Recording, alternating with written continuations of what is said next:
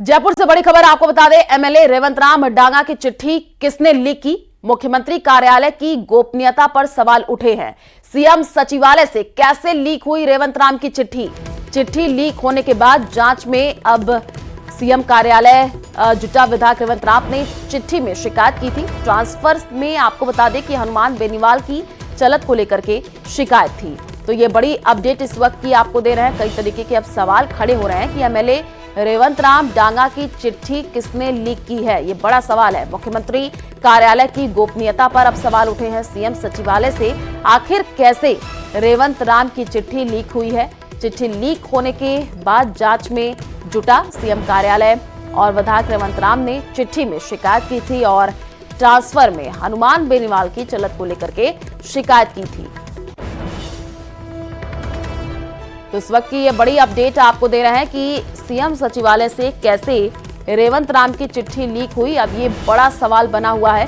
आपको बता दें कि अब इसकी जांच जो है वो की जा रही है और मुख्यमंत्री कार्यालय की गोपनीयता पर भी अब सवाल खड़े हो रहे हैं। जयपुर से ये बड़ी अपडेट आपको दे रहे हैं।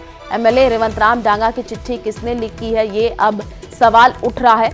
और सीएम सचिवालय से आखिर रेवंत राम की चिट्ठी कैसे लीक हुई है? चिट्ठी लीक होने के बाद जांच में सीएम कार्यालय जुड़ा हुआ है।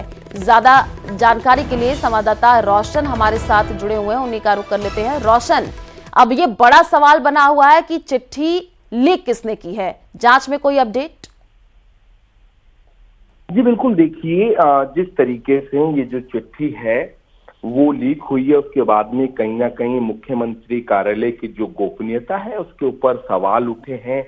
चिट्ठी के अंदर रेवंत राम जो डांगा है, जो उपचुनाव में खींवसर सीट से जीत कर आए हैं, भारतीय जनता पार्टी के प्रत्याशी थे, इनमें चिट्ठी के अंदर स्पष्ट लिखा था कि यहाँ पर जो विधानसभा क्षेत्र के अंदर जो ट्रांसफर पोस्टिंग हो रही है उसमें जनप्रतिनिधि का ध्यान नहीं रखा जा रहा, बल्कि जो आरपी आरएलपी के जो कहा जा सकता है कि जो लीडर हैं हनुमान बेनीवाल, उनकी चल रही है। ऐसे में क्षेत्र की जो जनता है, बीजेपी कार्यकर्ता नाखुश है।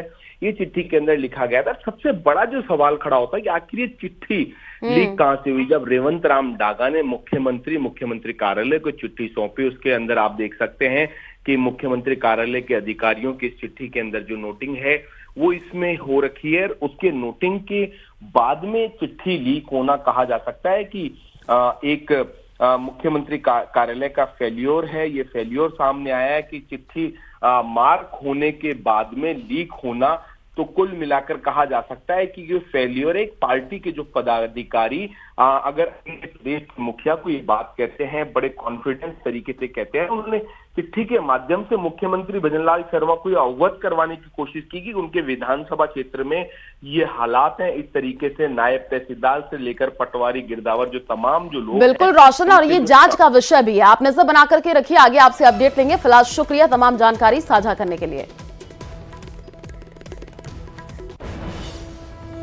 और 12 नगर परिषद में कमीशन के खेल का खुलासा हुआ है। पूल शाखा में गाड़ियों के मेंटेनेंस में हो रही कमीशन खोरी के इस खेल का पता एक ऑडियो के सामने आने के बाद हुआ है और इस वायरल ऑडियो में पूल शाखा में तैनात एक कर्मचारी वर्कशॉप कर्मचारी से अपने कमिश्नर को लेकर के बातचीत करता सुनाई दे रहा है।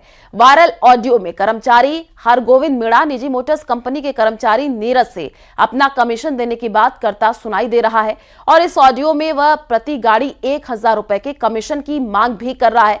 साथ ही वर्कशॉप के अन्य व्यक्ति को कमीशन न देने पर जमकर गालियां भी सुनाई दे रहा है। आपको बता दें कि ऑडियो के वायरल होने के बाद प्रशासन हरकत में आया है। नगर परिषद के कार्यवाहक आयुक्त अनिल चौधरी ने कर्मचारी हरगोविंद मीणा को पुल शाखा से हटकर सफाई शाखा में भेज दिया है। फिलहाल इस मामले की जांच की जा रही है। अब ये यूँ सोच रहा है कि गोविंद को साइड करके मैं बिल पास करा लूं। अरे यार, एक लेटर हेड वो लिखेगा, एक लेटर हेड तो मैं ही लिखूंगा। हाँ। मुझे भी तो पता है कि तेरे आज मुझे पता। अरे यार, अच्छा मेरी बात सुनो। सब अपनी अपनी जगह। आप तो मुझे इतना से बता दो कि यार अपने इतना पेमेंट निकल रहा है और मैं फिर इससे पूछ लूंगा कि भाई अमन से कि इनने कितना क्या लिख रखा है, तूने लेन देन का हिसाब क्या है। कोई दिक्कत नहीं है गोविंद भैया, अपन बैठ के कर लेंगे। पेमेंट वाली बात तो बड़ी नहीं है, पैसा बड़ा नहीं है गोविंद भैया। इस बारे में आपको बताना चाहूँगा कि मुझे भी व्हाट्सएप के माध्यम से और इस तरह के वायरल हुए ऑडियो की जो जानकारी प्राप्त हुई, मैंने इसमें तुरंत संज्ञान लेते हुए और जो प्रथम दृष्टया उसमें हरगोविंद मीणा नाम से हमारा एक सफाई कर्मचारी है, उस पे ये आरोप है कि वो इस ऑडियो जो वायरल हो रहा है उसमें है, और तो इसलिए मैंने तुरंत जो हरगोविंद है उसको आज जैसे ही कार्यालय खुलने के बाद सबसे पहले उसका मैंने जो पूल शाखा में लगा हुआ था एक आदमी, उसको वहाँ से